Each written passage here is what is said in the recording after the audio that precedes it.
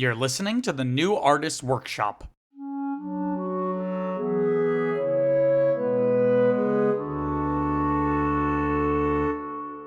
So I thought you said you'd never have a Padawan. There's been a mix-up. The youngling isn't with me.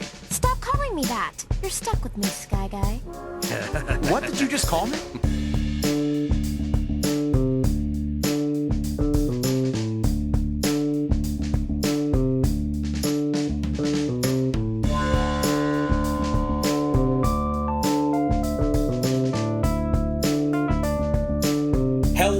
Welcome back to your favorite podcast. Now, that's what I call a franchise. I'm Peter Mancuso. And I'm Viviana Metzger, and this is the show where Peter and I pick a film franchise and go through every single installment. The good, the bad, and the ugly. And to be clear, we're defining a franchise as a series of films with at least 4 entries. So, Viviana, what are we talking about today?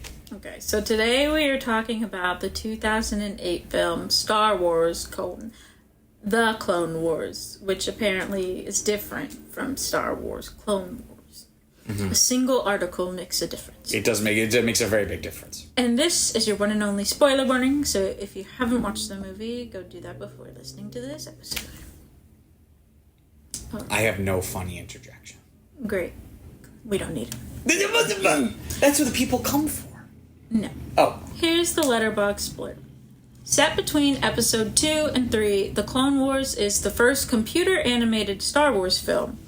Anakin and Obi-Wan must find out who kidnapped Jabba the Hutt's son and return him safely. His punky muffin. The Separatists will try... I think whoever wrote the letterbox split wrote it wrong. Separatists. I did... The Separatists... Whoa. Who misspelled it?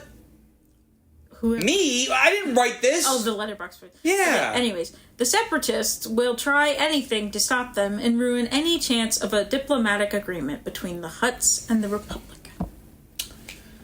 Wow, that is crazy. And I didn't think of that. I guess it is the first CGI animated Star Wars film. It might be the first CGI Star Wars anything. Because the other one is just 2D. Drawn, right? Yeah. I mean, there were certain parts of it that they used some computer modeling. But, it all isn't. But I guess this is the first thing that is, fully CGI. Because also the films, of course, use CGI, but, not exclusively. Yeah. Right? It's also, real people. So, I guess it's interesting. Oh, I was thinking about the Samurai Jack one. I know, but I'm saying, to say that this is the first Star Wars CGI thing would be to disregard Jar Jar and Grievous and all this stuff. But what I mean is, from soup to nuts. Yes, as they say. Film. An entire not work. Character. Yes, an entire piece. Entire body of if work. you will. Of course, this is essentially the pilot for the show of the same name that premiered. So this came out in August. Is that the one that has the boy with the blue hair? No, that's a different thing. And we'll talk about that. Oh, that's a different thing. Oh, man. That's a different thing. So many. No. This is characters you know. There's no boy with blue hair. It's okay. It's Anakin, Obi-Wan. I mean, they throw in Ahsoka is new. Yeah. But basically everyone else, Rex is new, but he's just another clone, right? Well, actually, he's not just another clone. He's, I don't want to be racist, if you will. Or, Colonist. So here's some basic info. So it was directed by Dave Filoni, who directed many episodes of the first season of Avatar: The Last Airbender. So he was kind of in... He directed many episodes. Many episodes. Well, he did. I don't know what else to say. I didn't feel like writing them all out. It was written by Henry Gilroy, who has written for several animated series over the years. It was also written by Stephen Melching and Scott Murphy. It was produced by Catherine Winder. It was distributed by Warner Brothers Pictures, so not 20th Century Fox, because, of course, this show is a Cartoon Network show. Mm-hmm. So when they pivoted to do... And we'll talk about this. When they pivoted to make this a movie... Warner Brothers and Cartoon Network are the same parent company, right? Okay. Like I said, it was released in August of 2008. So the first theatrical, because of course we're watching a bunch of stuff that are not technically Star Wars movies, in the sense that when people say Star Wars movies, they don't think of the Ewok movies. They don't think they think of the stuff that are in the theaters. Yeah. So I believe this is the first, at least domestically, because as we do know, Caravan of Courage did play in theaters. That is true. Right. But I believe this is the first theatrical Star Wars film in the United States that was not released in May. That they had all been released in May. We're almost traditionally. shaking it up. They are shaking it up. They're still missing May 4th. Literally every other day in May and August or whatever besides. We've already gone over this. So the budget was about $8.5 million, and the budget was about $8.5 million, and the box office gross was about $68 million. So pretty, like, if you just look at that number, it's not a bunch of money, but considering it was also like a TV budget, that's a pretty decent return there. Yeah. Right? That's a big return. That's a big old boy return. I would say if I were involved, I would be happy with that. This, I believe, was the cheapest Star Wars film when it comes to the budgets that I actually have the numbers for. Mm-hmm. But it also had the lowest box office gross of any of the Star Wars films. Mm-hmm. That I have the numbers for. Yeah. But this is probably like the smallest in terms of budget. Yeah, it's the smallest in terms of budget. So it's like a pretty decent return. It's like a 700% return, essentially. So, it's like comparative. Yeah, it's scaled. It's going to be a smaller box office return, but it also wasn't made for that much. It's not like it was made for $100-something million. Like, it's funny how inflation works, and also just movies, even when you adjust for inflation, have just gotten ridiculously expensive. Mm-hmm. Like, looking at The Phantom Menace being made for $115 million, it almost sounds quaint. Like, Deadpool and Wolverine came out 25 years later and cost double that. $7 billion. And looks way worse. No, it was made for $200 million. $200 million, yeah. $7 billion? I don't know. The first movie to be made for $7 billion. So it's funny because Phantom Menace looks way better than this modern movie that was almost double the budget. Because most of that money is just going into the actors. There were a lot of copyrighted things, songs, and people in that movie. Copyrighted people. Hugh Jackman has a copyright on himself. Big check people. So Viviana, what did you know about this? I'm sure you've heard me talk about the Clone Wars show. Nope. I've talked about it all the time. No, I'm just kidding. Yeah, were you aware of this at all when you were a kid? It was on Cartoon Network. It was on for 5 or 6 seasons. No, I don't think so. Maybe. I never watched it. Interesting. I figured you wouldn't have watched it, but I'm surprised you didn't. I mean, it was it was on for years, and it was a pre-premiere show. Mm-hmm. In the sense that it was because again, George Lucas doesn't do shit half-assed. I think he had learned from other the past TV shows with the Ewok show and the Droid show. For the time, they put a lot of money into it for a children's animated CGI TV show. Mm-hmm. There weren't a bunch of those, and the ones that did exist didn't look very good. I love Jimmy Neutron, but even at the time, it did not look great. It looks so creepy.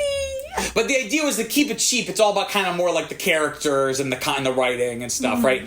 So this was very ambitious for the time.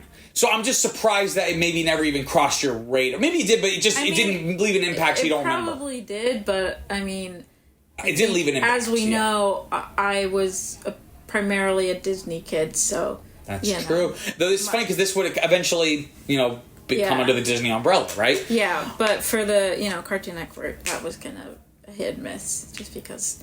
There was, certain shows, but it wasn't a channel you would just go to, just to see what was on. Yeah. Whereas Disney, it's you just throw it on, whatever's on you're gonna like. Whereas Cartoon Network, it's I like this show. I like Teen Titans. Yeah. I like this. I like that. I know it's okay to watch this, or else yeah. I might get banned from watching TV if I watch this show. Uh-oh! It's but I couldn't, be out in the open about, courage and stuff like that. Is Courage really that bad? Courage the Cowardly Dog? No, but it's Well, your mom did ban you from watching SpongeBob because he burped and did not say excuse me. And farted. I think we could trace back our today's issues with people today. They probably watched that. I think your mom was onto something. But it's so funny because you burp all the time without saying excuse me. Because your dad told me it was okay.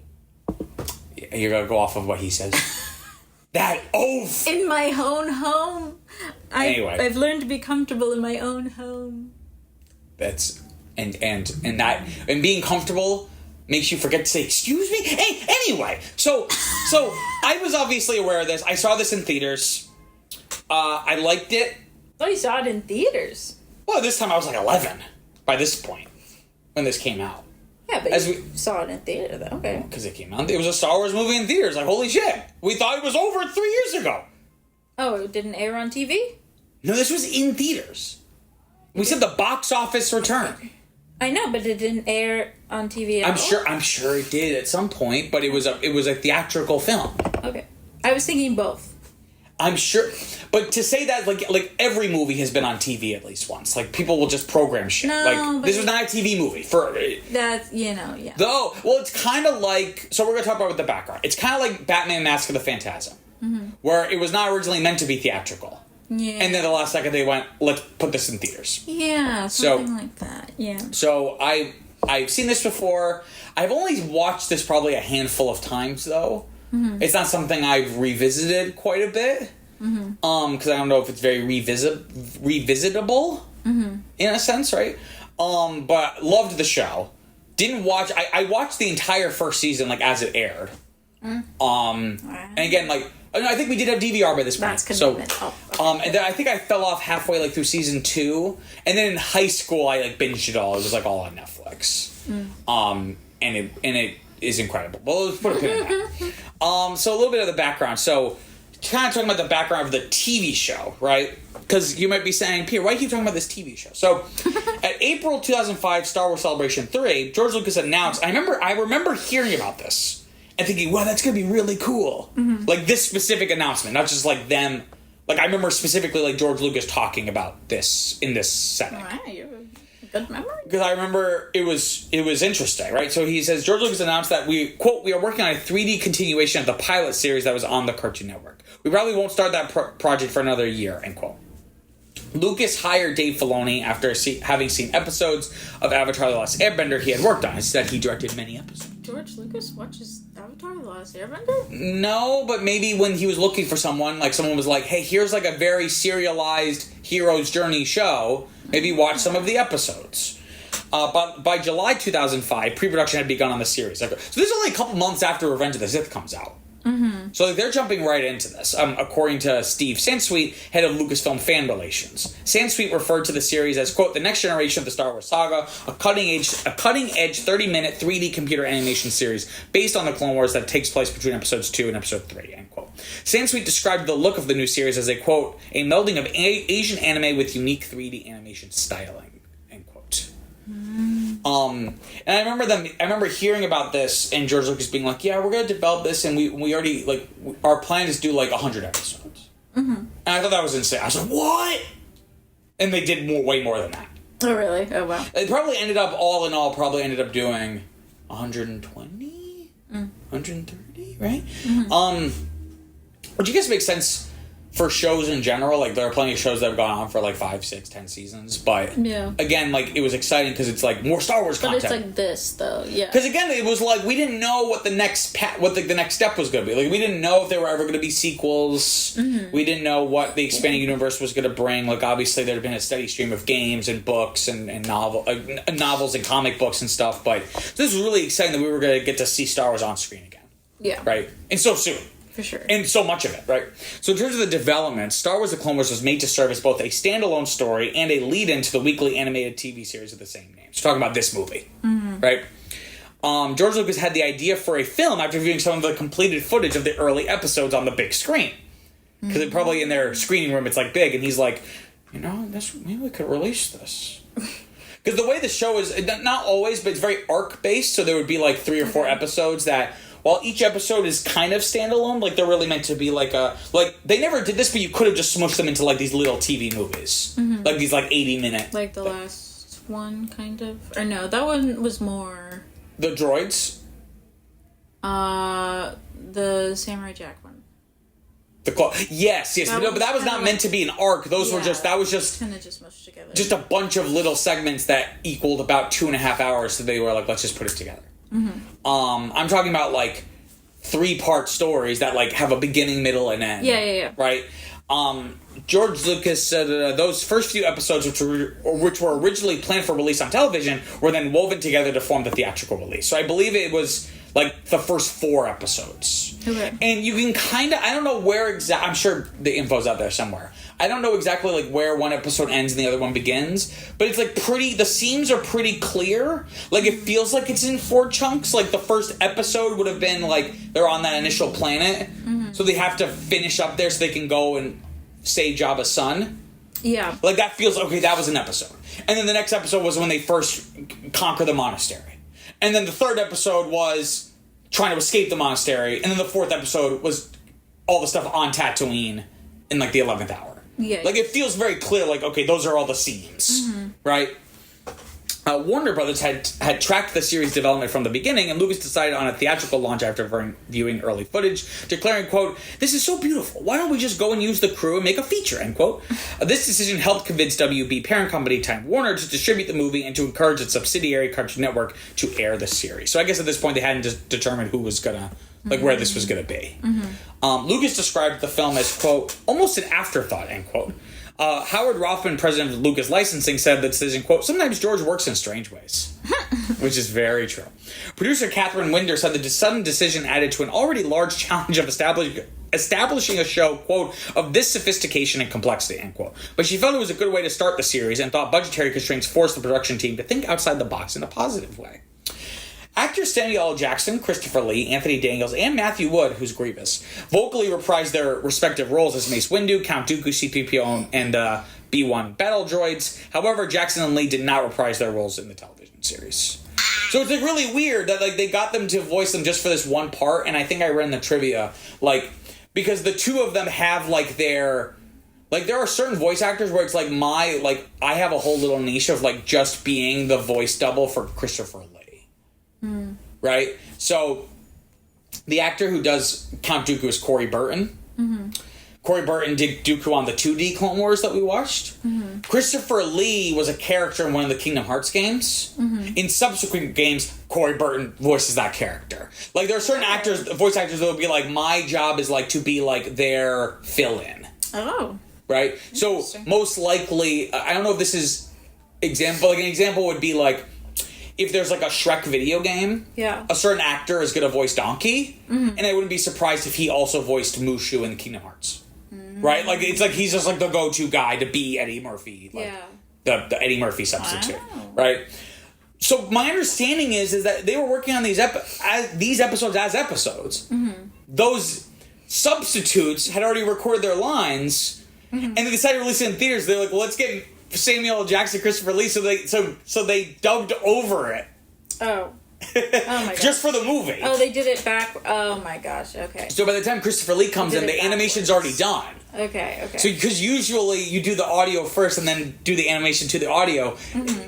Now they had to kind of do it in reverse for Christopher Lee and Sam Jackson. So in terms of the animation, Lucasfilm and Lucasfilm Animation used Autodesk software to animate both the film and the series, using the Maya 3D modeling program to create highly detailed worlds, characters, and creatures. And I think we can kind of take this movie for granted. But again, this was like very ambitious for a TV show for 2008. Because again, it's not like this is like, well, the movie looks better, but if anything, the show looks better. Because they had more time to let it cook. Yeah. Like, this was very ambitious for the late 2000s. Again, for a CGI animated show on television. Yeah. Just like the level of detail. It was in widescreen, which again was not like necessarily the standard TV size yet. Right? So it was like already kind of positioning itself as like a more cinematic, serialized show, right? The film's animation style was designed to pay homage to the stylized looks of both Japanese anime and manga and the super marionation of the British 1960s series Thunderbird. So I believe... what is that? It's super marionation. It's like... It'll be like... here's what it says on Wikipedia. Super marionation is a style of television and film production employed by the British company in its puppet TV series and feature films. These productions the characters were played by electronic marionettes with a movable lower lip, which opened and closed in time with pre-recorded dialogue by means of a solenoid in the puppet's head or chest. So I guess they were really pulling off of this show called The Thunderbirds. They almost kind of look like they look like little marionettes almost. Like I guess so. well, here's a way to break it down for you, right? As someone who's not super knowledgeable about animation, right? Right, a normie, if you will, a lay person, a dummy. Okay. So as you know, like think about the first Toy Story. It kind of worked that the first major CGI film was a story about toys, because at the time CGI modeling made everything kind of look like plastic anyway. Yeah. Because there wasn't a lot of texture work, it wasn't as advanced, the lighting techniques weren't as good yet. But as you get more and more advanced, you're able to do more like realistic stories. Think about like when you watch certain Pixar movies now, it almost looks like a photo. Yeah. It's really detailed. They were not going to be able to do that in 2008, especially for a television show. So I like this idea that they took was, instead of trying and failing to make it look realistic, like Anakin's hair doesn't look like hair. It looks like you could knock on it. Like everything looks like it's like they're all like they all look like they're action figures. Yeah. Almost in a way. But I think that works because it's like kind of like, let's lean into the limitations. Like we're not ever going to make it look super realistic. No, yeah. So I let's. wouldn't expect them to. I don't know why that would It eventually gets more. be a goal. It eventually gets more detailed, and the animation quality improves. And it's like weird watching this because like in my mind, it's like how like when you know someone. And like you spend so much time with them that you don't notice how like they physically like are changing. Like they're just getting older, or just like different hairstyle, or like maybe a certain like face fat or whatever it is. Yeah. And you don't realize how much they've changed until you see like a photo of them from like 2 years ago. Yeah. But it's not like you haven't been around them this whole you've been around the entire progression. It's a gradual. That's kind of like watching this movie where it's like in my head I have a certain idea of like what the Clone Wars animation quality is, and then watching this I was like, ooh. it's a little rough. At a Cartoon Network hosted discussion, Lucas said he did not want the Clone Wars film, or I did not know this was my next bullet. This literally says exactly what I said. He did not want the show to look like such movies as Beowulf because he wanted a stylized look rather than a realistic one, right? He also felt it should not look like the popular Pixar movies such as The Incredibles and Cars because he wanted the film and characters to have its own unique style. So that's an example of like the same era. Okay, Beowulf looks terrible. Because it was... I don't know if you've ever seen it, but I've seen clips. Very strange. Well, because it was very ambitious. It was trying to do something the technology just wasn't there yet, right? Or they hadn't figured out how to do it. Because only a couple years later do you get Avatar, which is the same idea. It's all motion capture. It's fully realized. It helps with Avatar that they're not humanoids. Yeah. Like it's really hard to sell. Like it's the uncanny valley. The more realistic you make it, the stranger it is. Yeah. Because we really notice the differences. Like we notice the little minute things, and it's like, but we might not consciously notice, so we just feel weird about it. You know, It makes you uncomfortable. Yeah. whereas like a stick figure, you're very consciously aware of how it does not look like a person. Yeah. But with the uncanny valley, it's subconscious, so you're just kind of like creepy. That's why like when they try to like make realistic looking human robots, and they give them like fake skin things, like it's like movable plastic, and it just looks really weird. Not a fan of dolls. Yeah. Yeah, so I think that was again a good move. Like for the time, it was just a better idea just to lean into the limitations. Of course. It has a very unique, and as we've learned, unique art styles always stand the test of time, even if the rendering of the CGI itself is not up to modern snuff.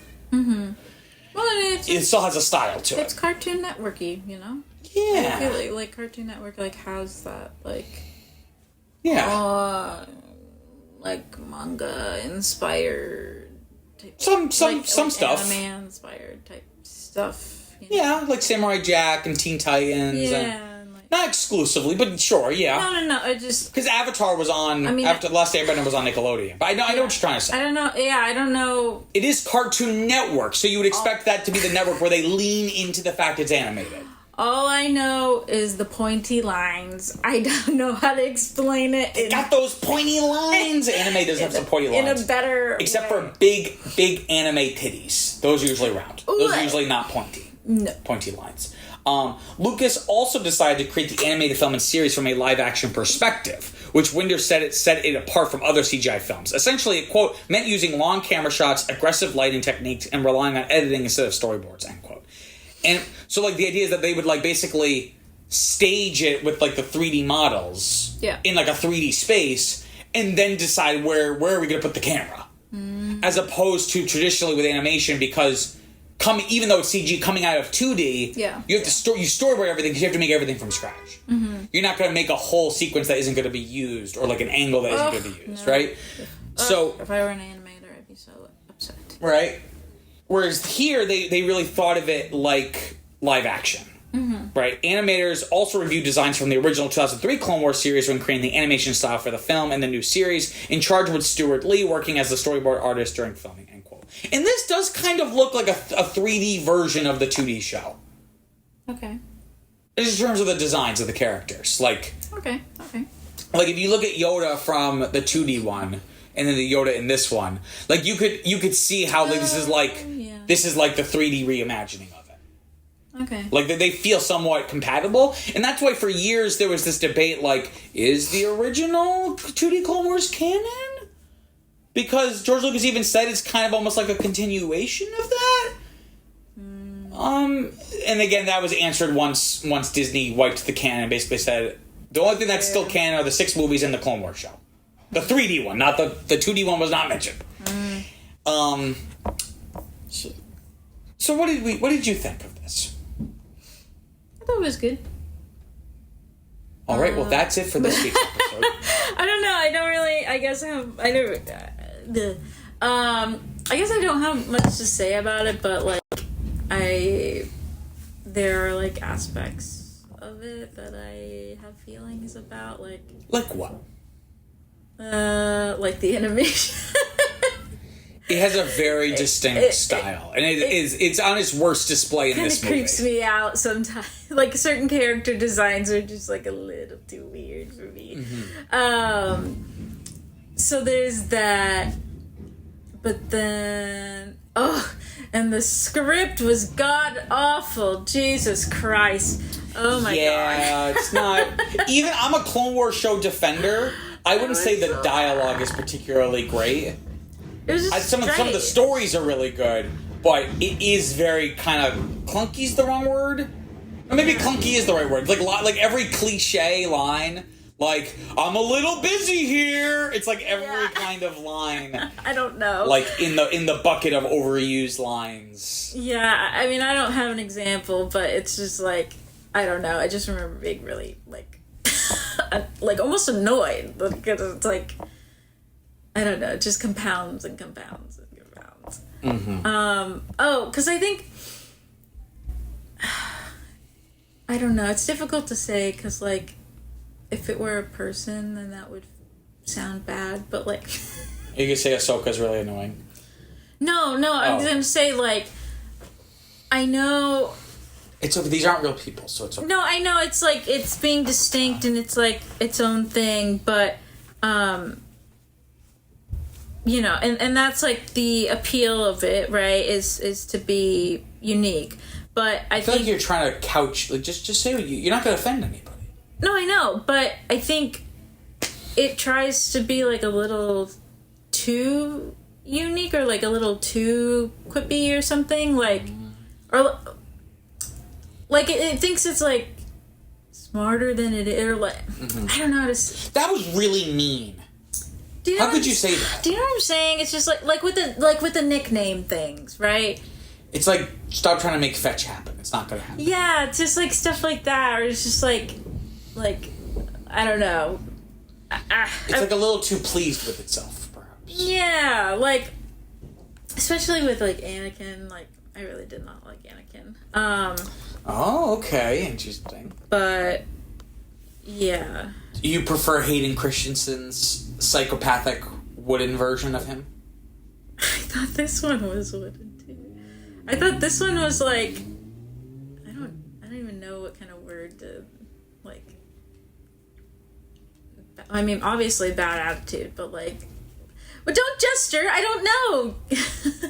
I don't know how to describe it, but he seemed like not like in it, I guess. I don't know, like it didn't seem like he was into it. So it's like The actor or the character. I don't know. Bro, what you're like? Ugh. I don't know how to explain it. It's just like I don't know. Can you explain anything? It just okay. You can add stuff too. I know. I'm trying to let you say your. I can't add until you've outlined your point of view. I don't know. It just seemed like I guess like a snotty teenager or something. Like I don't really know how to describe it, but it was just like a little off-putting. So which is more off-putting? The snotty teenager or the genocidal maniac? They're the same people. They are vastly different characterizations. I don't know.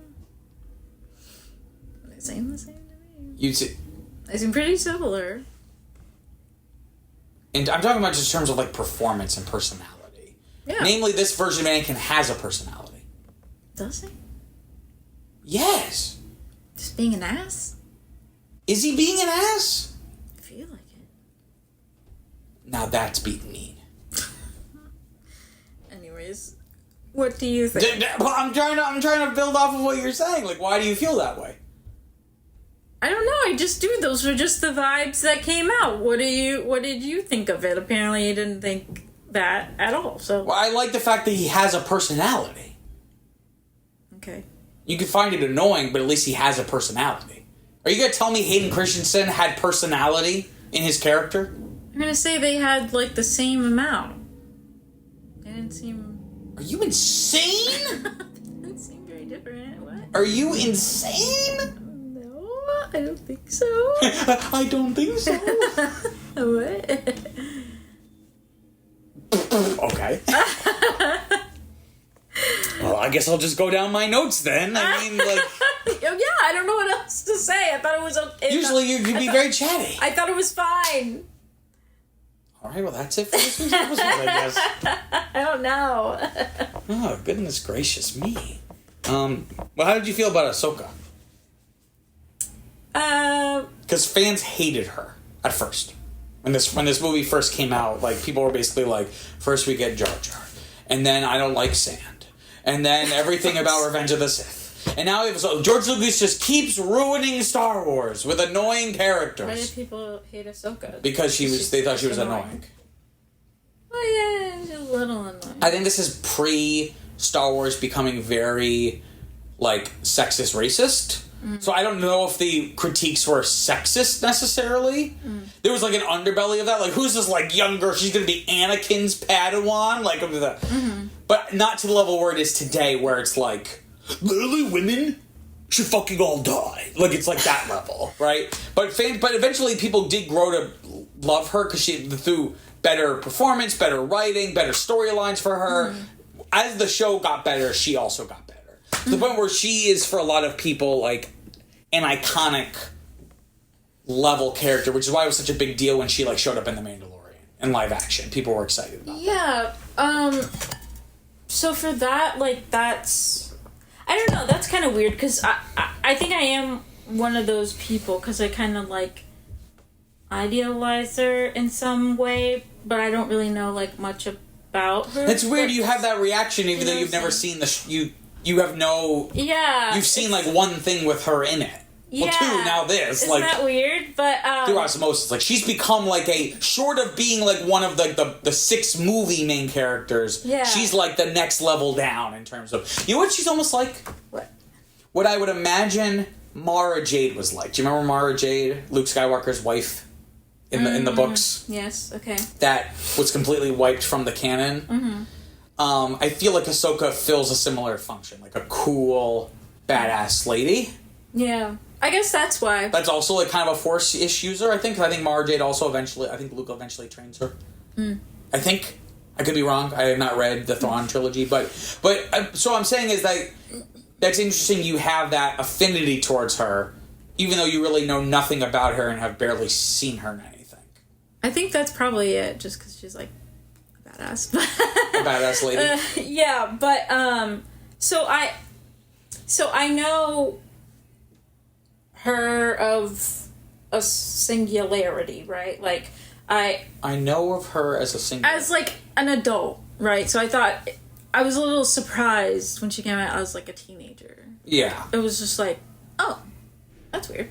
I didn't realize the age difference was so big, but okay. Yeah, because she's supposed to be what, like 14, 13 or something in this, something like whatever that. it is. So I thought that was weird. Which, why did they, if she's supposed to be so young, why did they give her like a crop top? That's kind of weird, no? I was thinking that. As we know with George Lucas. You can't have loose clothing in battle, or else it might... It could be form-fitting but cover your whole... You don't need to show your belly button. Well, it might come out anyways. I don't know. Anywho. Yeah, so they're a weird pair. And seeing this, I'm obviously reminded that this continues, and it just seems strange to me, their relationship. And That becomes like the crux of the show. And then like we know what happened, so it's like even But you don't know what happens to Ahsoka. No, I know. I'm saying. I mean, I do, but you don't. No, know I'm what saying like how could he be a mentor on this path, and then all of it, like all of a sudden so this be is what we know him as. So right? this is the big problem with the Clone Wars show. I say the big problem, So but it's that's what I'm thinking when I'm watching this. Is like this is weird. It seems like he's going on a good path. Like he's finally getting. Well, so two things. One, without spoiling it, because I really do think we should watch the show. Okay. Because I think you would like it. I think it would get less creepy. Okay. It's sometimes just animation just creeps me out. Well, close your eyes. It could be like an audiobook. So there's two things. So one, they kind of explore how they set it up in a way where, because of how the relationship unfolds, mm-hmm.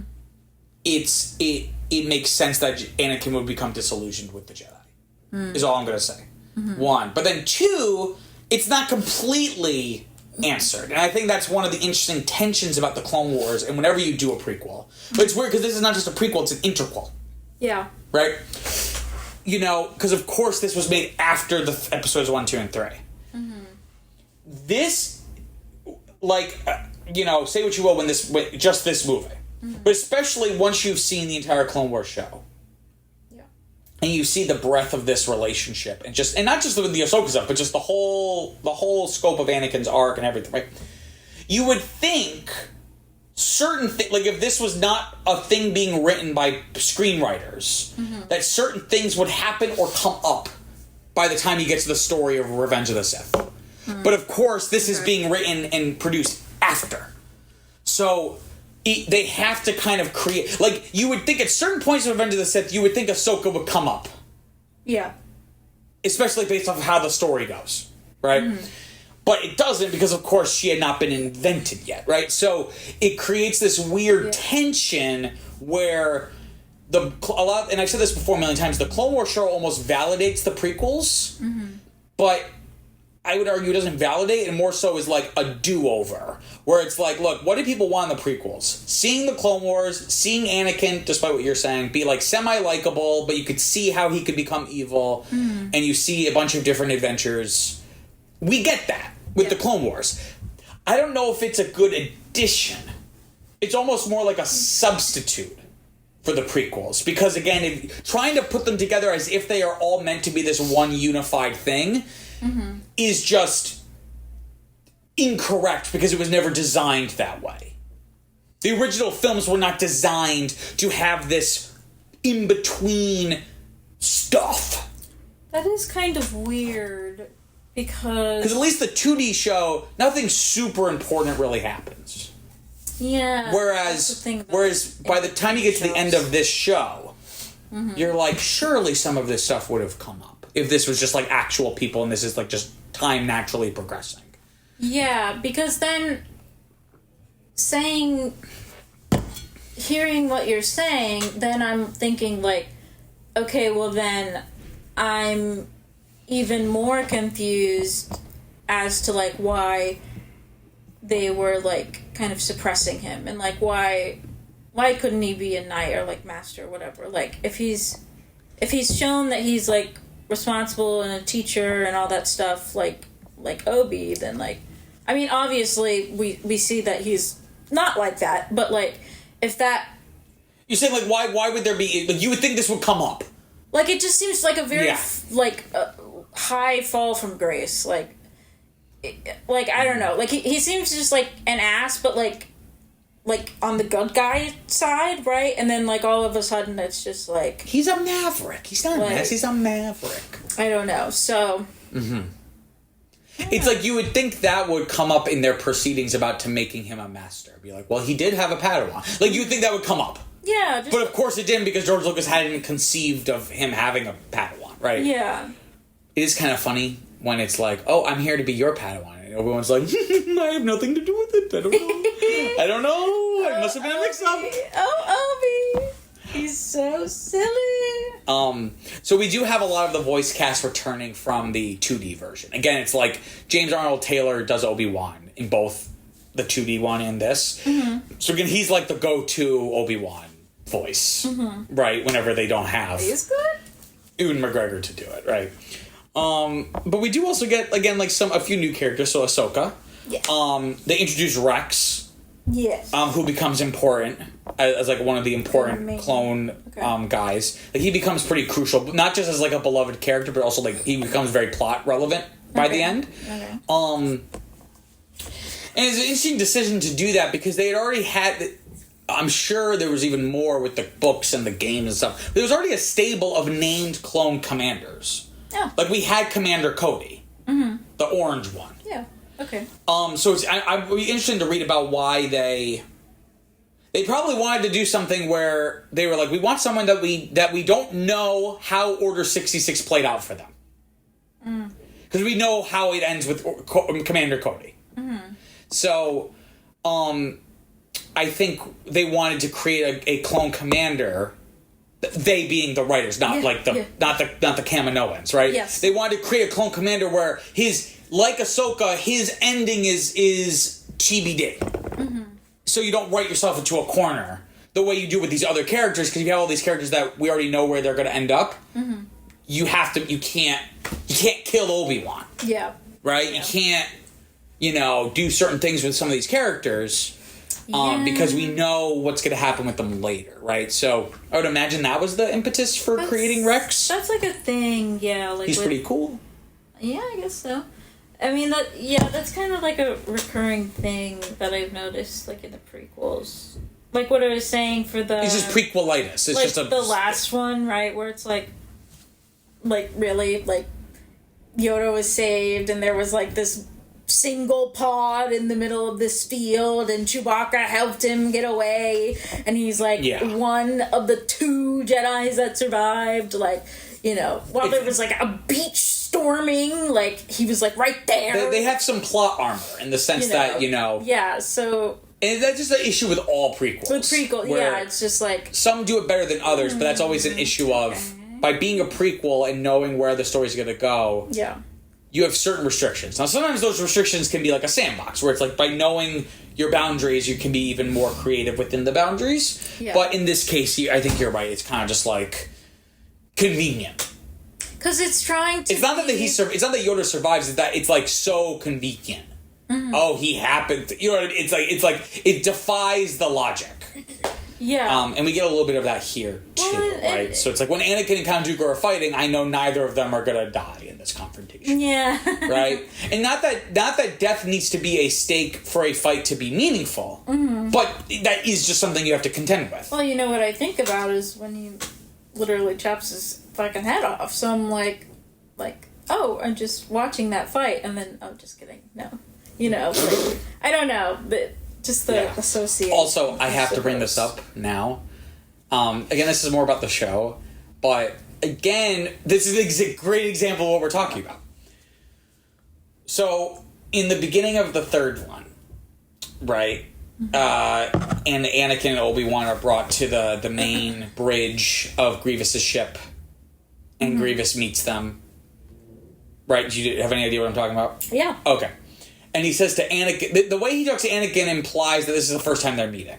Oh, yes. Right. You've told me. Because of this throwaway line, the writers of this show over 7 seasons had to make sure that Anakin and Grievous never crossed paths ever. So there'll be like funny way where it'll be like a Scooby-Doo thing. yeah, like it'll be like a hangar door happens to just close in time, so Anakin is trapped and Obi-Wan and someone has to face Grievous alone. Like they always have to. Yeah. So that's like an example. It's a funny one. It really doesn't impact the plot all that much, but that's an example of like we're kind of like, do we ignore that? Yeah. Or do we honor that throwaway line that George Lucas probably just wrote without really giving it a lot of thought? Yeah, well, I think it also comes from, like you were saying, like, with the sandbox, you can get more creative and... Knowing your limitations, yeah, like... so, like, a lot of great art is, unfortunately, made under, like, distressing times, or, like, Or just limitations, budgetary, technological... and things like that. Limitation breeds creativity, is what people say. Yeah, so, oh, shit. Why did you talk? Now I forgot. How you...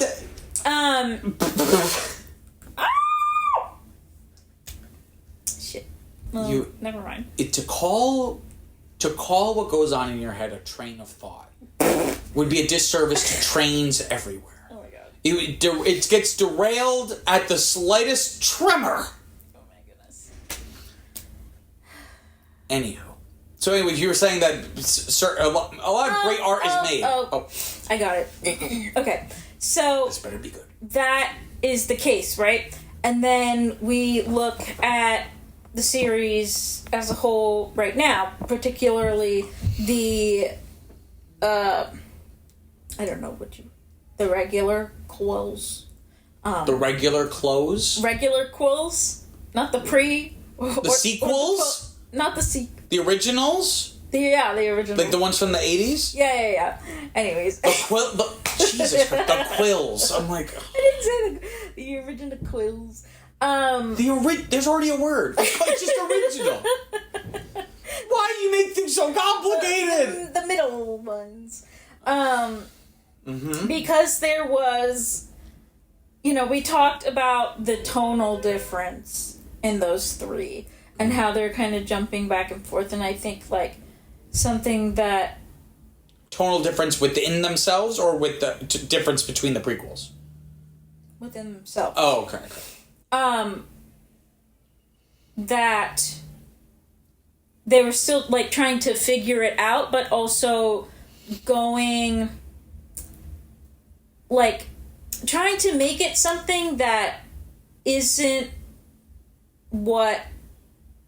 the part that people are looking for, right? So, like, which one were you saying? I don't know, maybe the 5th one or something, where it's not as, like, swashbuckling or whatever, as you would say, and it's more... It's less adventure-y.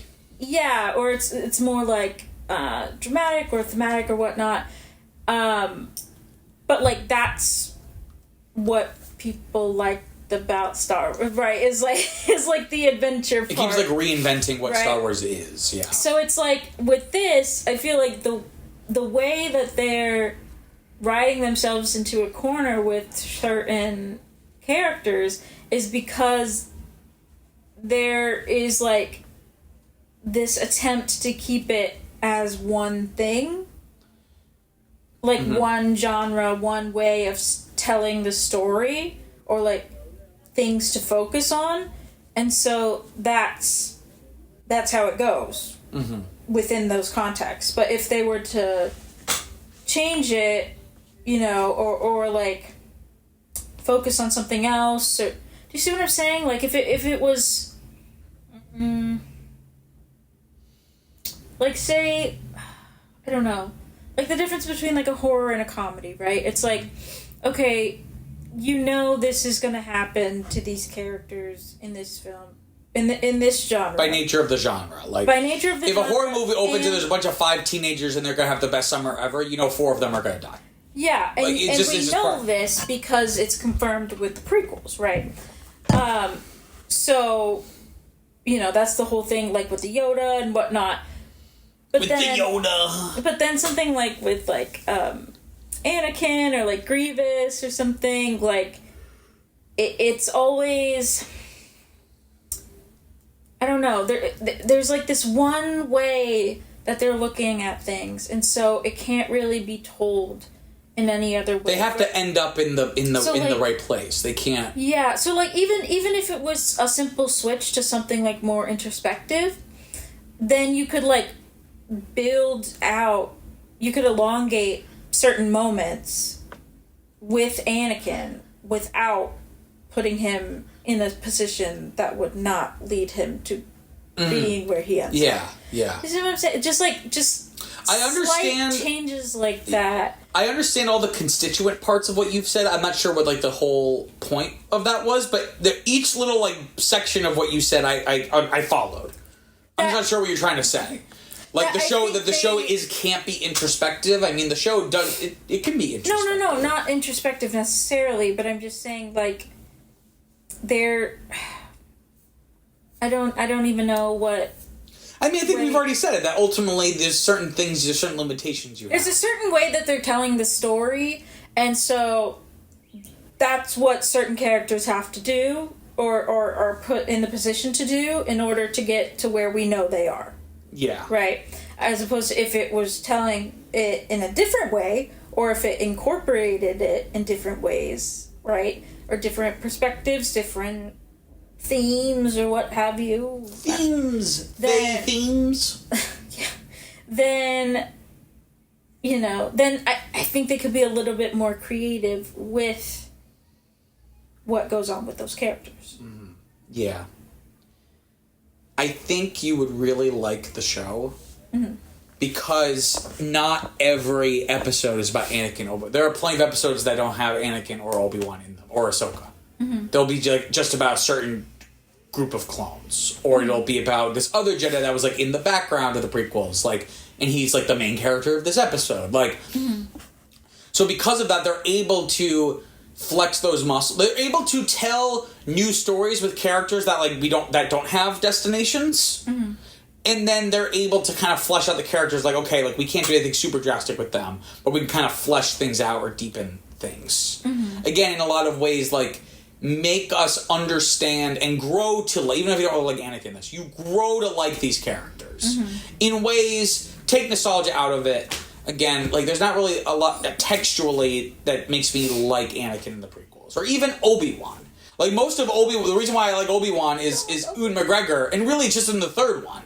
Yes, Ewan. Right? This show does a really good job of because you have the time. You have over 100 episodes. You have the time to really grow to really care about these characters. And despite this tension we're discussing about how, like, by being an interquel, we know where they're going to end up, sometimes that creates issues or puts you in a box. Yeah. A bad box, not like a good box, right? Yeah.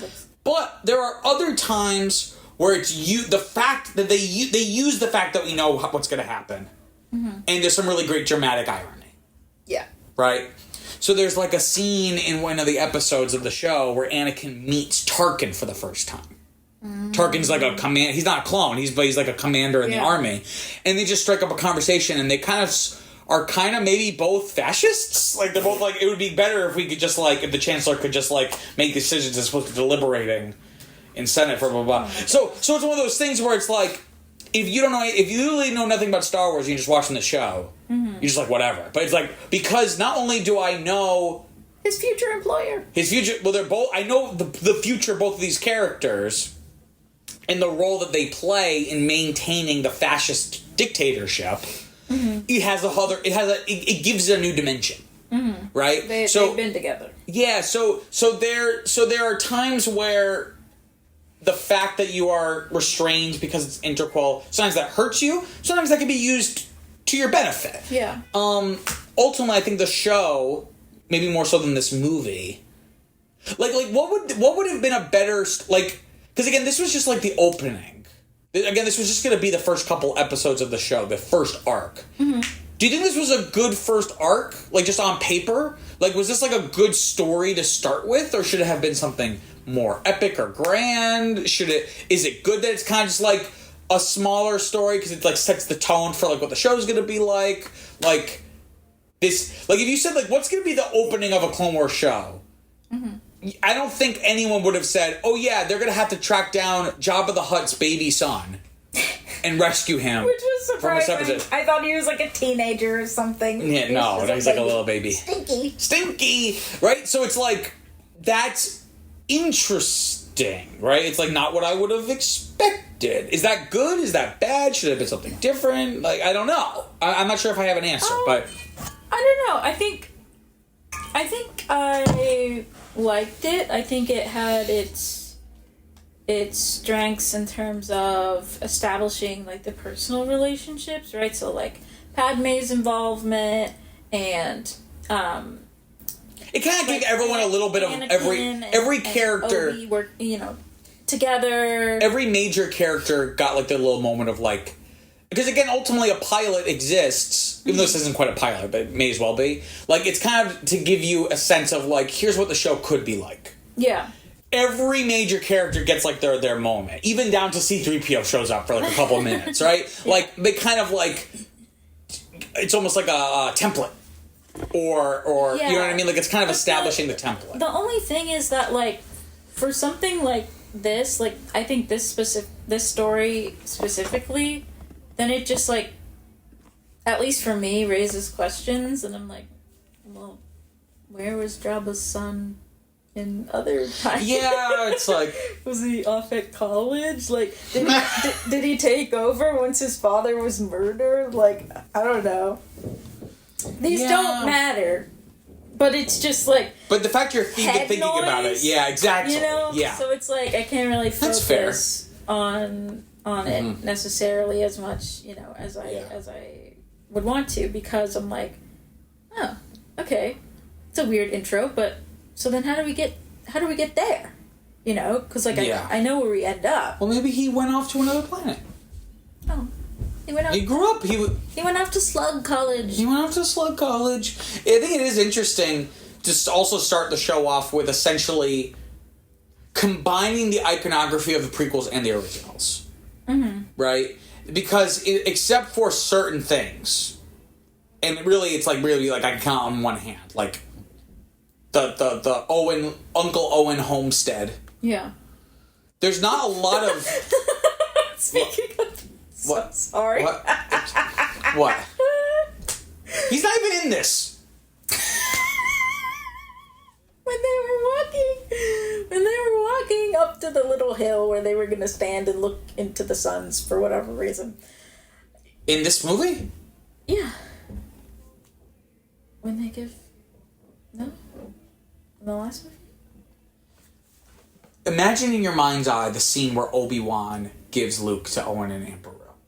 Right? Is that what you're talking about? Yeah. Now imagine in your mind's eye. Was Obi-Wan a fucking cartoon or no? I don't know, but anyway... The answer's no! No, but didn't we see them? Yes? Okay, so... That was the last episode. We're over. That's done. No. Okay, anyways, when I saw them as the animated people, and they were walking over to the little... Who's they? Anakin and Ahsoka? No! Aunt Beru and Uncle Owen are not animated. They're not in this movie. Okay, then it must have been in the last one. I was just thinking, LOL, you're gonna be little skeletons right there. That's all. That's all. That's an inside thought. Because we already moved on from that. And also, you're like, wait, was that in this movie? Like, you don't remember? No, how could memorable. So how could the scene where Obi-Wan gives Luke to them exist in this movie if Luke hasn't been born yet? Riddle me that. No, didn't they? They went to like visit them or something. I don't know. You don't know. That's the first right thing you've said this whole time. Never mind.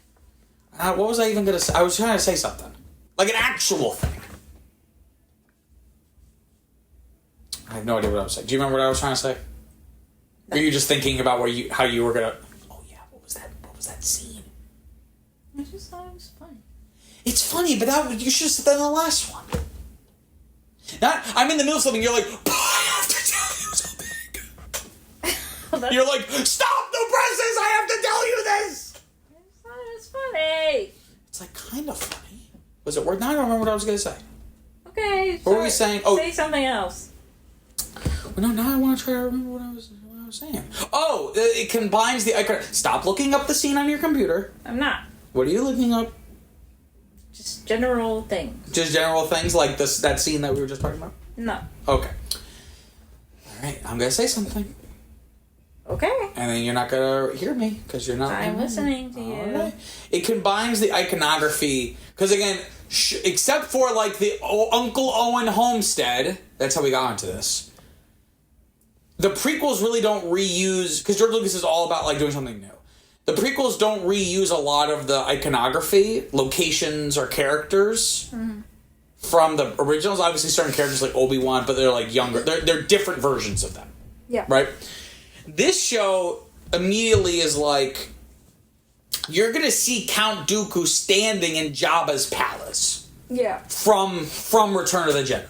Mm-hmm. Right? Mm-hmm. So there's an attempt to synthesize or synchronize the originals and the prequels in a way that, again, like we said, the prequels, a lot of people complain they don't even feel like they're part of the same universe. Like the tech feels different, like everything's so much shinier and cleaner, and like things just it doesn't feel the same. It doesn't feel like the same world. Yeah. This tries and establishes immediately like we're gonna pull from stuff that was never in the prequels but was in the originals. I think that might be why it was picked over the other film to stay canonized. Well, it's because if it's blending the two, kind of, but there's been plenty of other stuff that did that. The big reason was basically the idea was anything that George Lucas like had a big hand in. Yeah, they left canon. So even if he had some consulting stuff, like obviously he was involved in most of Star Wars stuff. Mm-hmm. The Clone Wars, like he was not the showrunner, Dave Filoni was, but George Lucas was like in on all those story meetings. Like George Lucas was very involved. Mm-hmm. So that's the answer, but that's also part of it, right? That at least makes it not weird that it's just this one thing with all these movies that gets to stay canon. Yeah. Right? Yeah. Yeah, the other one is just like a kind of isolated in a way. Yeah. Not really, but yeah. How did you feel about the wrestling with the moral ambiguity? Because that's also something that the show kind of sets up the template for. Because, like, immediately there's this idea of, like, the Republic, in order to win the war, they need access to these space routes that are controlled by the Hutt clan. And the Hutts are obviously, like, crime lords. But we're going to make a deal with them. So there's, like, this kind of question of, like, you know, like, is this really good that we're doing this? It's kind of like, it doesn't matter if it's good or bad, we have to do this, right? Mm-hmm. You seem confused. Do you see what I'm saying? Yeah. So that's something that the show does a lot of. Where, don't roll your eyes. You're looking at me like I have 5 heads. No, I'm not. Anyway, how did you feel about that? That's something the rest of the show does a lot of, is like, obviously it's still within lines of it being a kid's show, but it wrestles with the moral ambiguity of war. And fascism and totalitarianism and ideology. Like, there's this whole thing of, like, Ahsoka with some kids on some other planet, and she's kind of, like, schooling them about, like, free thinking. And she's like, just because your government tells you this doesn't mean that's the truth. Like, you have to, like, be, you know what I mean? So... I was thinking about this when we were watching it because I thought the relationship was interesting because like I would not think of the Hutts at all when, talking about like the prequels. Exactly. Like, he shows up in the pod race to be like the announcer. He's like, oh boy, oh boy. But like with Anakin as an adult, like there's like no concept of Jabba anywhere, right? So it's just interesting that they pull that together and also make it part of the story that like they have to work with him. It'd be like if, like, in World War II, we had to work with, like, Al Capone. Like, you know what I'm saying? Like it presents this interesting question of, like, what is morally permissible in... Do the ends justify the means? Do the means... Do the ends of winning the war and presumably saving democracy justify the means of working with a slime ball like Jabba the Hutt? Well, Jabba. But I guess it's fine because it's not like anything shady. Like they're going to rescue his son, Like a little boy. So yeah. Yeah, like they're not like, I don't know, infiltrating or spying or conspiring or I don't know, doing things governments shouldn't be. They're not doing nefarious things. Necessarily. This is the idea of even the association. Yeah, so it is the association. It is strange. And it makes me question things. Why? I don't know. I guess I never thought that Jabba was like in charge of like the trades. Like I thought he was just like a gangster of like Tatooine, just like that town. I didn't realize like he was like crucial to like the political standings of the Republic. Well, I guess the idea is that like the war is expanding to the Outer Rim. Yeah. Which is like kind of loosely governed by the Republic. So it's almost like he's like controlling the roads in a sense. Like he's controlling an air. Like this is his turf. Which I thought was really interesting because like previously, you know, the Outer Rim has been like the Wild West. And so... It's exactly the Wild West, yeah. Yeah, but now it's like involved, right? As opposed to just being occupied or something like that. I don't know. I felt weird about that, but I think it was more so the situation at hand and the like lack of clarity in terms of where this morality lies, right? Like with Dooku and the Jedi, and it's like Jabba doesn't know who's lying or who's telling the truth, and so it's like that's what makes it seem morally ambiguous, even though like we know Dooku is lying. But it's like, okay, so he has said that he would do the thing that we're doing. So like I don't know. I don't know. I don't know how to explain it. Just like kind of brings it down a notch to, you know, of polishing. Like a little more murky. But yeah. Sometimes you gotta do what you gotta do in war. I was really trying to figure that out because I was like, I really don't know how I feel about this, but When you say you don't know how you feel about this, do you mean like on a story writing level, or like you don't know how you feel about this like as it like diegetically, like? I think both. Okay. Like if you were in the world of Star Wars, you'd be like, I'm uneasy about this. That we're working with a gangster, as Panaka in the, was that his name? Panaka in the first one.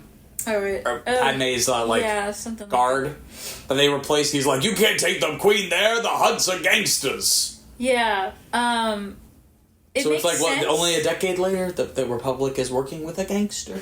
Yeah, like it makes sense for Jedi, but because the Jedi are working with the government, then it seems weird, right? But if it's like a kind of third-party mercenary type situation, like I guess the bounty hunters he had hired, then like that would make more sense. But like then it's a little questionable if the. I mean, I guess he is a citizen, so they want to. I don't know. It's just that, is it really Republic business? I don't know. It's not that rescuing a little boy is bad. It's that would they care about any other little boy kidnapped? No, it's that they're helping him because they need his help. Yeah. Do you see what I'm saying? So Yeah, that's the thing. Oy vey. Well, and then also like Jabba's like little involvement later on, so you would think it would have. Because they basically unravel a plot to kill him with his uncle Zero. Yes, which uses I don't even know what you would call it, like queer coding. Very. He was designed. I read the trivia. He was very much designed after like Truman Capote. Who's that? And the author of In Cold Blood, who was a very prominent like gay writer who like kind of talked like that kind of. I mean, I've heard that name, but I don't know. He's very gay, is what you're trying to say. Queer coded. Let's just cut out the let's stop beating around the bush. He's gay. Yes, he's very gay. It just seemed. You were like, is that a woman? And I said, no, that's a man. I thought it was his aunt, but. Well, because he was purple, and purple is a girl color. Well, it's just all like jeweled up and like the register of his voice lot and of everything. ice, a lot of rocks. Yeah, register of his voice, the cadence, it's so. I don't know. I just felt uncomfortable with that. That feels very like, oh, this is like a kids animated show. Like it kind of like. Yeah. Feels like it's like stylistically like not compatible with like what they had kind of set up for like the first 70 minutes of the movie. Yeah, both thematically, like, within the story, but then also just, like, on a general level, too, like why the bad guy gotta be weird, like... Because gay men are evil! Like, we all know this! Like, what? I'm just joking. I don't know. It just makes me think about, like, all the, like, Disney bad guys and stuff like that, so... Yes. Queer people are evil. I'm just joking. Except for Caitlyn Jenner. But not because they're trans. But just because they're evil. Because she killed. Yes, exactly. Precisely. It was an accident. Was the running away part an accident? Oh, she ran away? Oh, I don't know. I just saying that. But I imagine that was the issue. I don't know. Anyway. I don't have all the deets. So the thing that this movie does that the show does as well is that, like, instead of having the crawl, you have, like, this opening narration. Mm-hmm. And I really like that because it's a great way. I mean, it's way faster than, like, reading a crawl. Yeah. Especially for once it's, like, a TV show. Mm-hmm. Like, you don't want to waste, like, 2 minutes just, like, on a bunch of text. And it also, because it kind of feels like a World War II newsreel.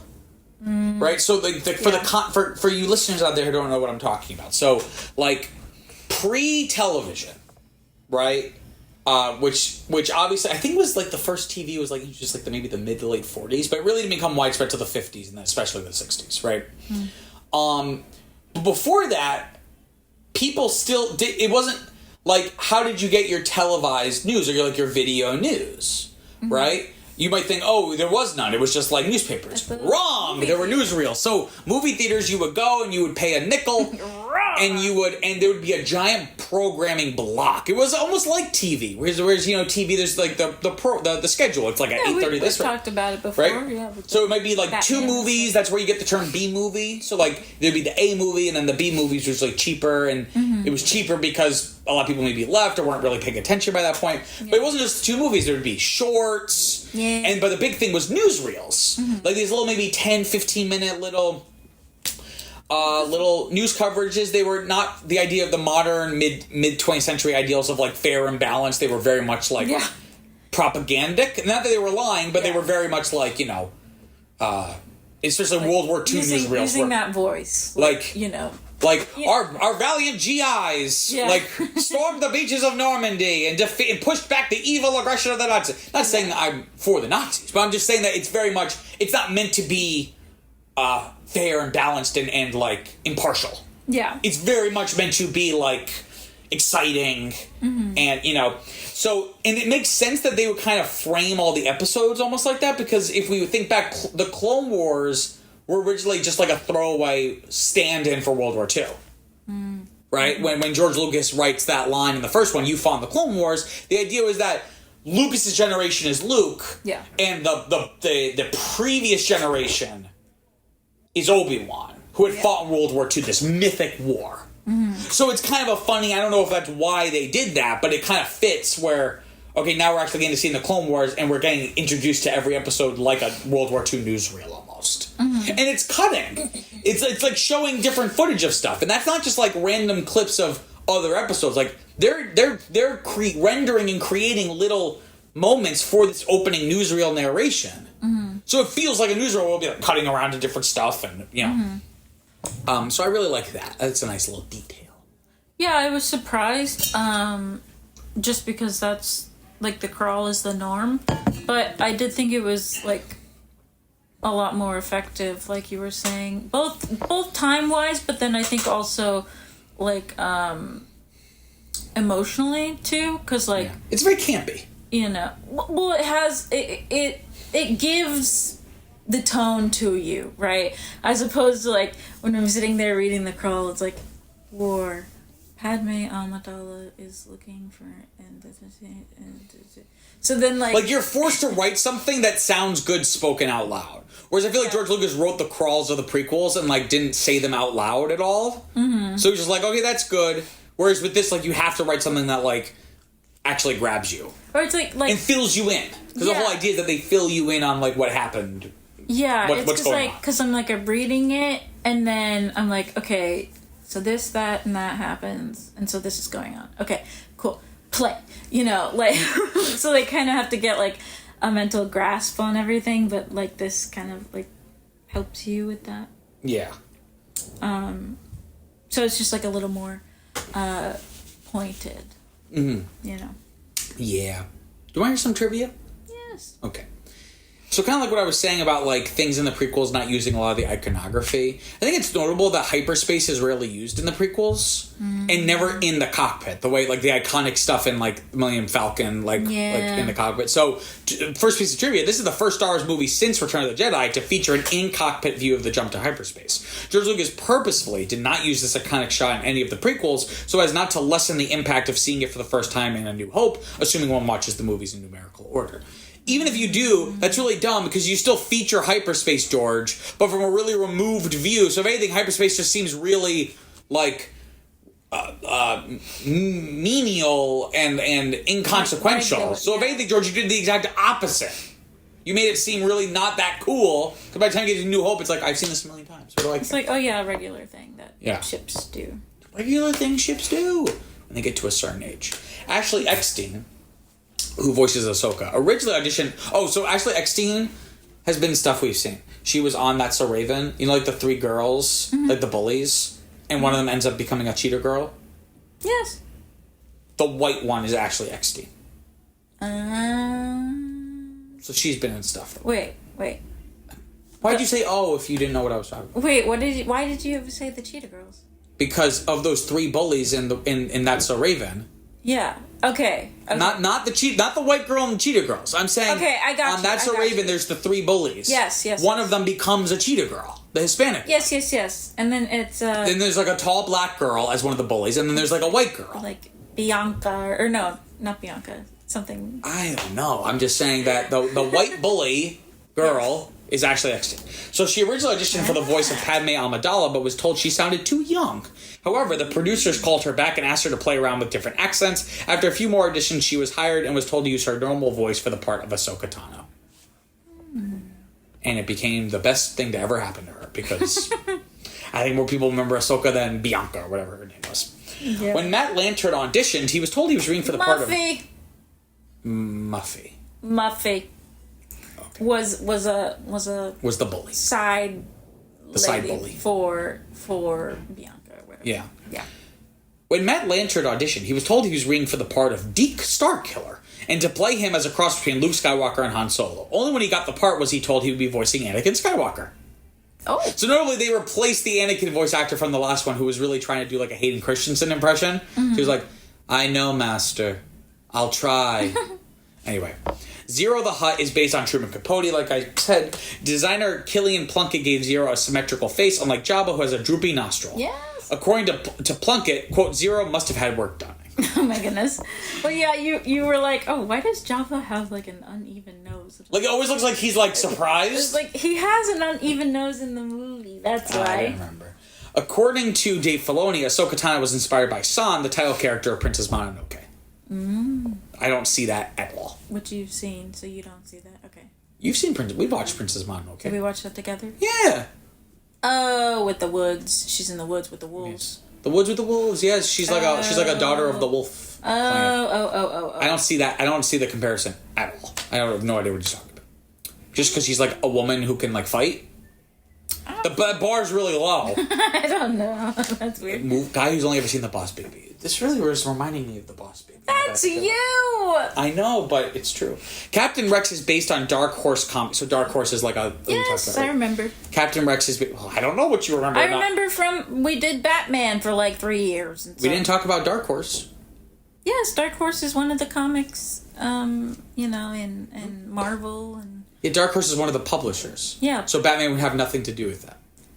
Yeah, We talked about, I think, with Star Wars, because they for the longest... Until Disney bought Star Wars, Dark Horse would do all the Star Wars comics. Okay, but it was either X-Men or Batman that someone... Dark Horse came up before. Yeah, I think in one of our Star Wars episodes, Okay. talking about comics, like I just said. But now that Disney bought them, Disney also owns Marvel, so now if you pick up a Star Wars comic, now it's all going to be Marvel stuff. Though Marvel did release a adaptation of the original film when the original film was coming out, and Marvel did do that. But like we're thinking of like the post-original trilogy comics, Yes. of which there was a lot. Dark Horse did it for decades. Anyway, Captain Rex is based on Dark Horse Comics' ARC Trooper Alpha. But I'm realizing there was already 3 other characters whose names started with an A sound, Anakin, R2, and Ahsoka. George Lucas opted for the name Rex instead, which is a good writing tip I always tell people.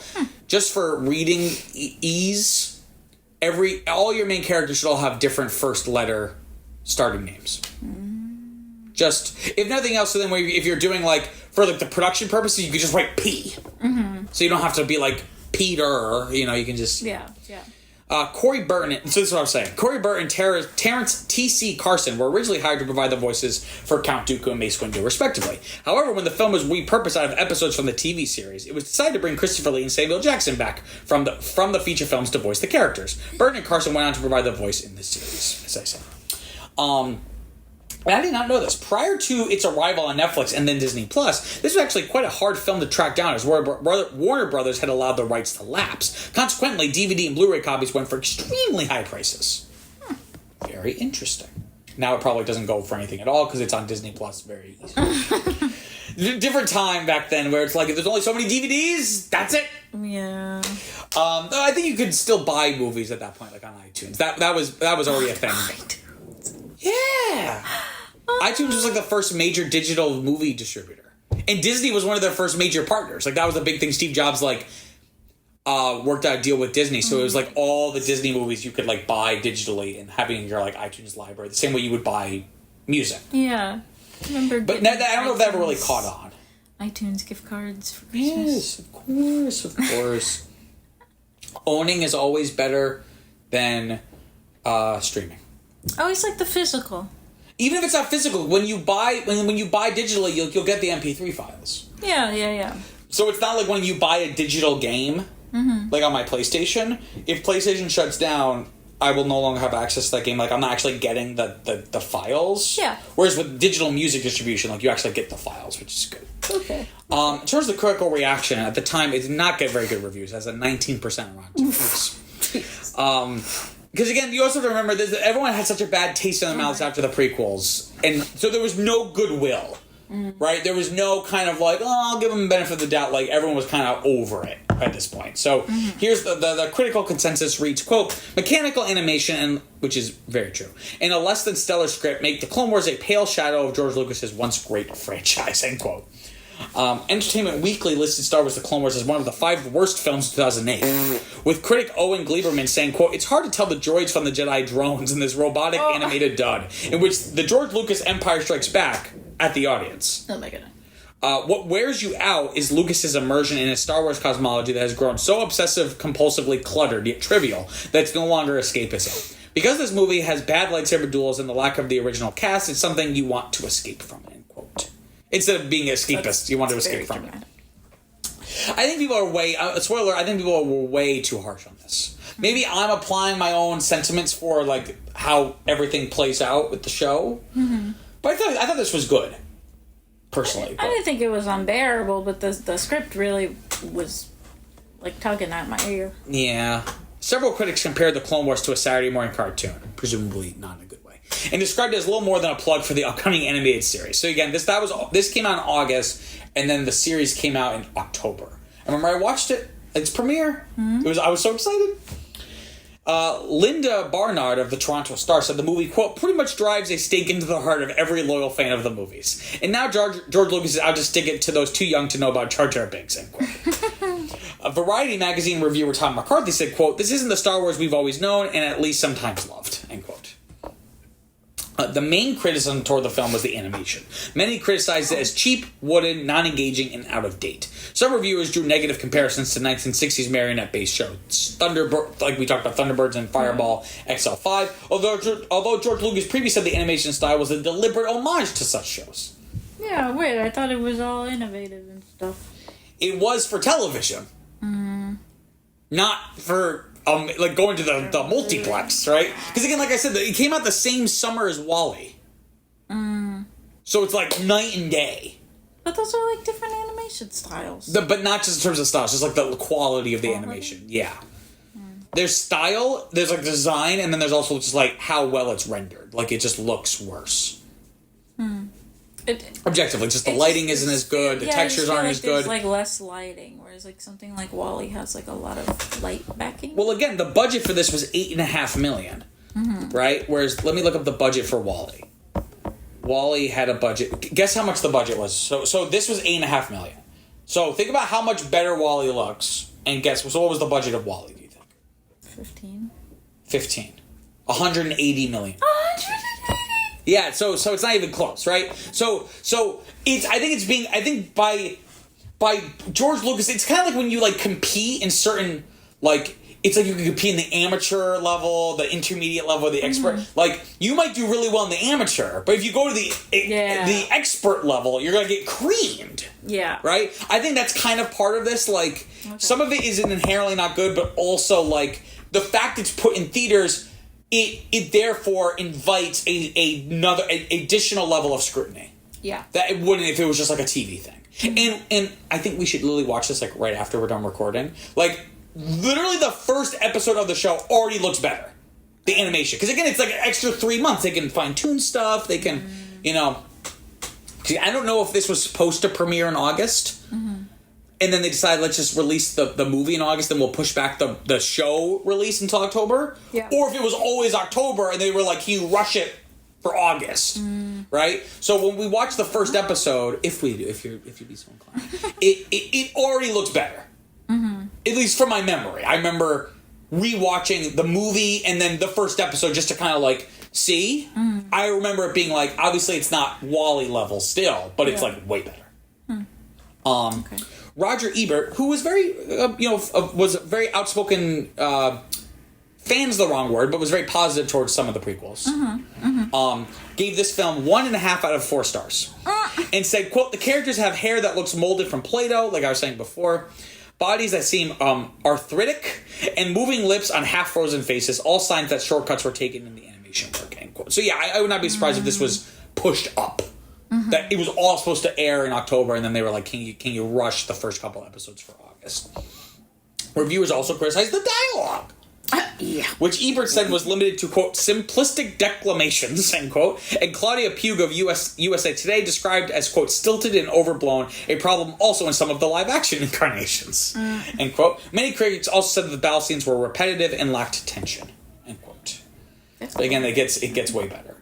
Though I do like this because it's like based off, it's like built around being a show. Like they can kind of like get more into battle. Like there's a lot more battles, right? Yeah. Whereas like a battle will like happen in the movies, but it's not like a battle where it's like, okay, here's the strategy. Like here's what they're trying to do. Like, you know what I mean? On Letterboxd, it's a little bit better, but it's also still not super well received, despite the prequel revisionism and people loving the show. On Letterboxd, it's a 2.83 out of 5. I have some reviews here. Oh my goodness.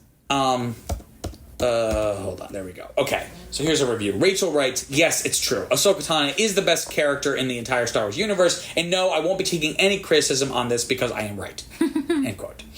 Will Walker writes, quote, who I think gave it 1.5 out of 5 stars, said, gets an extra half star for gay icon, 0 that.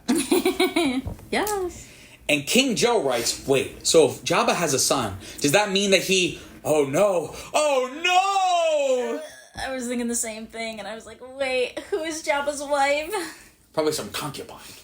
One of the dancing ladies? No, not one of the dancing ladies. I don't think that would work. I think they would die. Are there fellow slugs around? Fellow slugs. Well, yeah, because there was the girl slug in Phantom Menace when at the pod race when he comes out. There's like a girl slug behind him, a girl hut, if you will. Oh. I'm still not sure. I'm sure there's an answer. Mm. I'm a mega Star Wars fan. I'm a lifelong Star Wars fan. Gun to my head, I cannot tell you if hut is the species or the specific group. Gun to my head, the fly guy is also a hut. What fly guy? The slave owner. No, Watto is not a hut. He's a Toydarian. They just speak. We already went over this. The local language is Huttese. Huttese. Okay. So maybe it is, right? Like Spanish, or English, right? Yeah, I don't know. That's the thing. You would think I would maybe gun to my head. I cannot tell you. Huh. Like it would literally just be. It would be me guessing. Maybe, I don't know. Maybe you can Google it. There's 99% sure there's an answer. So in terms of the legacy, just a little bit here, like we were saying, but I'll say it once more. The actual television series has grown to become beloved in the community, and its finale, so the show had 5 seasons. Mm-hmm. 5 full seasons. This is back in the era where television series actually had like 20 episodes a season. Yeah. You got a lot of bang for your buck. Mm-hmm. And then Disney buys Star Wars. Okay. So it was questioned, like, what's going to happen with it, because they were still already developing season 6 and 7, like they already did, right? Show gets canceled. Some people thought maybe they'll put it on like their Disney XD channel, which was kind of like their attempt to answer to like Nickelodeon, like having like we're gonna have like a boy channel, yeah, like for like preteen boys, like 10 to 13, yeah, like kind of like the 10 to 13 demographic. That did not happen. Disney XD was great. But what they eventually did was they strung together what they were already working on for season 6. And did a half season. Mm-hmm. And it aired on Netflix. It was technically a Netflix original, because this is pre-Disney. This is pre any of the studios having their own services. So technically it got a 6th season. Huh? Work out a deal with Disney? What? They did. I think Disney had it distributed. They didn't want to air it on television. Because then television was more valuable. In 2013 was still traditional television was still, because this is right around the same time that Netflix finally releases House of Cards. I think that's like 2013, right? So this is literally the same era where they didn't know it, but the industry was about to change. Yeah. So Disney was just, this is how I've always argued it should have always been. Mm-hmm. Instead of Disney having a service, Warner Brothers having a service, they should just create content and then like, not just they have stuff on TV that then gets licensed, like The Office or Friends, but like collaborate with a Netflix, like they did with season 6 of The Clone Wars, where it's like, we're going to develop this, and this is going to be like for you. It's going to be a Netflix show. It'll be like we're making it. Okay. We're going to split the money on it, like the revenue, or however you calculate that with streaming. But it was never aired on television. That half season, and that's so notable. So it was only like 10, 13 episodes, right? So that was like 2013 or something, right? Mm-hmm. Years later, they announce they're bringing it back for one final season. What? Also only maybe, I think there was like 13 episodes. But it was going to be, this is it. And it goes right up into Order 66. Mm-hmm. But from a different perspective. A different POV, right? And that started like right before COVID. So the finale... It was like May. I think it was like May 4th. I think that they scheduled it all. Finally. So that finale, that final arc, those 4 episodes, a lot of people consider to be some of the best Star Wars content ever made. And if that were a movie, if they had made those 4 episodes, and part of me almost feels like they should have just made, like, almost bookend the series with like a movie and a movie, because that season is good. But it's really those last 4 episodes that are, like, really great. Yeah. Because basically it's only 3 arcs that last season. The first arc is good. The middle arc is meh. and the last arc is incredible. Had that last arc just been a movie, a direct to Disney Plus movie, it would be in my top 5 of the franchise if we were doing it for the show. So my point being is that despite these really rocky beginnings, it not only grew in popularity and quality, but has become beloved and integral to a lot of people's conception of what Star Wars is. You know what I mean? Again, like, to a lot of people, Ahsoka Tano is as important to the Star Wars mythology as Anakin, as Luke, as Princess Leia, as Han. The show is, for a lot of people, essential text of the series. Well, that's why you have, like, Ahsoka the show and stuff, right? It's like, you know. Right? And something a lot of people... up on that fan base. Right? Exactly. And a lot of people have been talking about this movie lately, even though it hasn't really been talked about. And the reason why is because that Star Wars show, which I admittedly did not watch, was canceled. Star Wars The Acolyte. Oh, yeah. On Disney Plus. Yes. Because it was really expensive and had okay ratings, but not big enough, and it was very polarizing with, like, the super reactionary conservative fandom. So Disney was just like, fuck it, we're pulling the plug after one season. Imagine if you had the same corporate strategy with this.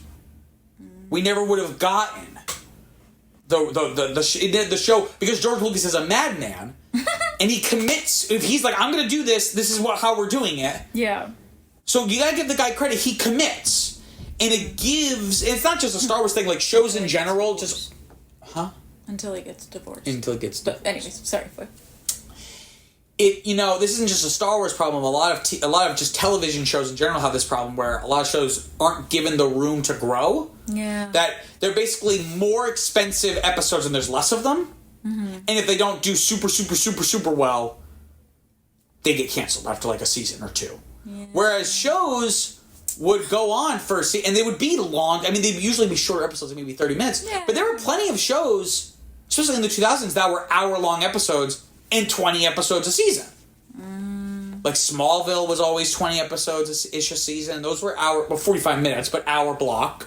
24. I don't know how many episodes were in Dexter seasons, but that might be a little different because it was Showtime, which is not quite like regular cable. You're like 20.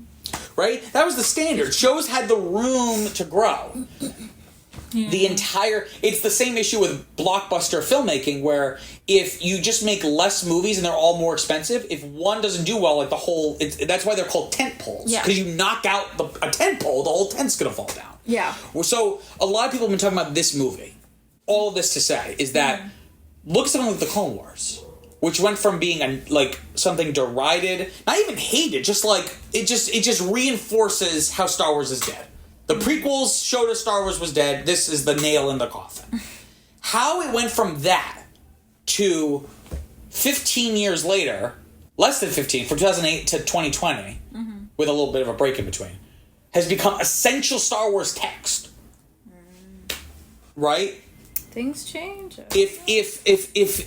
If this had come out today, the whole endeavor would have just been shuttered. And you never would have had the room to grow and get better. Good point, yeah. So it's just it's kind of an interesting, like, counterfactual, like, how many great shows were nipped in the bud before they could become great. Yeah. I don't know. I'm not saying that about The Acolyte. I haven't watched it. Too long. What's that? And how many went on too long? Yeah. The Simpsons. Grey's Anatomy. Is that still on? Yes! Jesus Christ. How many bomb threats and like, I don't know. Anyway, Viviana, did you have a favorite part to this movie? Yes. So I know. So I was thinking it was going to be Ahsoka, and I'll put her as an honorary second, but I also know that I've been really wailing on the script. And I think the only pretty much saving grace were the droids. I was just about to say, as you were talking, I was like, holy shit, wait, we completely forgot to talk about the droids. They're so fucking funny. I love the droids. They're so silly. You want me to tell them that they got away or what? And then she throws them off. Why? Yeah, we didn't even talk about Asajj Ventress is back. Oh yes, the bald lady. The bald bitch. Oh my gosh, yeah. They are very funny. I thought they were silly beforehand, but now they really lean into it. they have things to say, and like little personalities almost. Yeah. Jeez, it's again like that's really played into with the show. Yeah.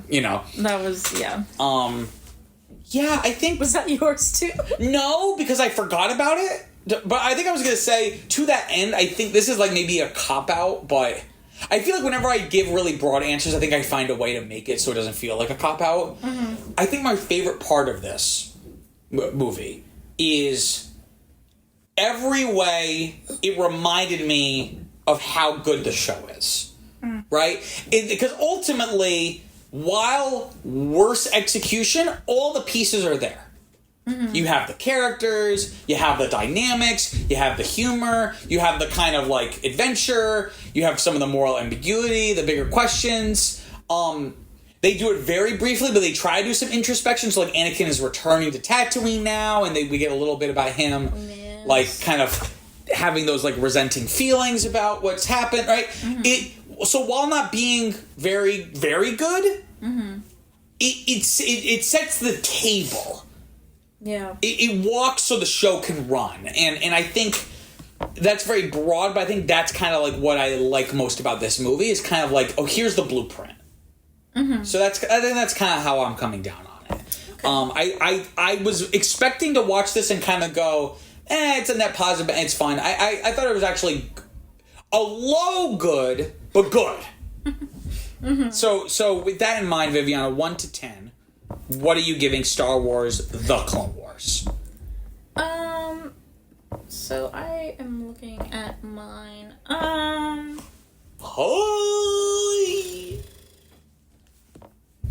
Oh, what happened in Attack of the Clones? That was the love story. That's when they fall in love. Okay, I think I will give it a 6, and I will put it at the top of my 6, which is above Attack of the Clones, but below The Empire Strikes Back. Okay.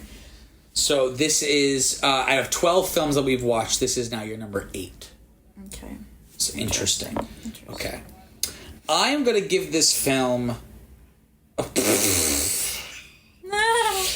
that's what I'm saying. It's like, do I want to give it a 6 or a 7? It's not the show. That's what I'm saying.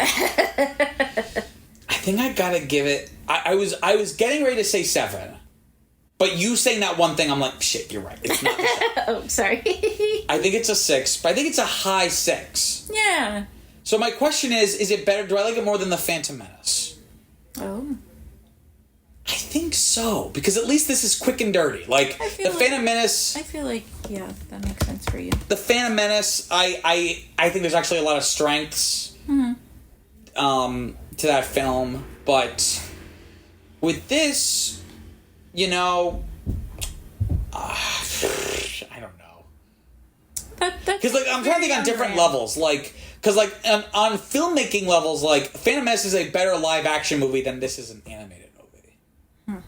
But it's like, which one would I rather watch? And I'm kind of that's neither, right? So for me, a 6 is a movie that, like, if someone was like, I love this movie, let's watch it, I will watch it. I will sit through it. Mm-hmm. But I will probably, unless prompted, I will probably never revisit, unless there's, like, a reason. Yeah. So with that in mind, and both those movies being like that, I'm like, well, which one would I rather watch? Yeah. Right? Because, again, I can appreciate The Phantom Menace in terms of its technological ambition and the way it expands the universe, but this one's quick and dirty. It's like half the length. Yeah, it's at least a little more. I think I'm gonna put this above The Phantom Menace because again, there's things that are not just shadows of good things later. Like I think there's some I like the idea that like we're actually seeing war. So there's like battles and strategy, and they have to come up with solutions for things and stuff. And ultimately, just by nature of the films being films, they're more, maybe not always well done, but they're more meant to be more character driven. Not that this is not character driven, but because it's a show, you can spend more time on smaller details. Yeah. And even though this is not the show, this is the movie, it's the same idea. They're just a bunch of episodes strung together. So I'm giving this a 6 out of 10 as well. So even though we both gave it the same score, for me it's my 5th out of 12 movies. Interesting. Revenge of the Fifth? Revenge of the Fifth? Though I'm sure there's going to be other stuff that's going to supplant this. Probably. I don't... Like, in my heart of hearts, I'm like, is this really a top 5 Star Wars movie for me? I don't... Like, surely not. They still have like a million to go, so... That's not necessarily true. We're about like halfway through. At least 4 or 5 left to go. Oh, more than that. More? Okay, yeah. I'll tell you the exact number. We have 10 more. 10 more. But some of them are shorter. Mm-hmm. Some, like, 3 of them are like those, like, 40-minute Lego Star Wars holiday special things. Oh, LOL. Right? Oh, but then conversely, one of them we're doing Obi-Wan, the show. The show? It's a limited series. If the Batman serials counted, this would count. Oh, my frick. Okay. Here we go. Here we go. But that's not for a long time. We still got some other stuff. I hope Stinky is okay. Oh, wait, hold on. Okay, I have the backup. Ooh, phew, okay. Sorry. It stopped? Yes. That's it for this week's episode of Now That's What I Call a Franchise. Next week, we'll be watching the next film in the franchise, Shit, I didn't have it pulled up. I was just going off from memory. We're going to watch the next film in the franchise, the 2014 film, Star Wars Rebels, Spark of Rebellion. Viviana, where can they find us? You guys can find us wherever you get your podcasts, and don't forget to follow us on Facebook, Instagram, and Twitter at Franchise Podcast. And if you have the time, leave a rating for us on Apple Podcasts, because apparently that helps. And if you have even more time, leave us a review, too. We know you have many podcasting options, and we thank you for choosing us. Peace out, guys. Later, gamers.